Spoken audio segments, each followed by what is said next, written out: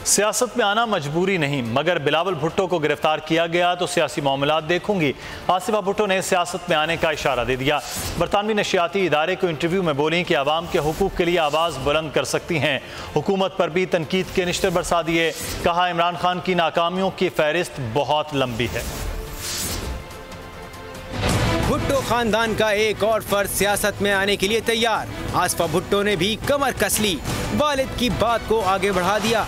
बरतानवी नशरियाती इदारे को इंटरव्यू में बोली, सियासत में आन मजबूरी नहीं, अगर बिलावल भुट्टो को गिरफ्तार किया गया तो सियासी मामला देखूंगी, अवाम के हकूक के लिए आवाज़ बुलंद कर सकती हूँ।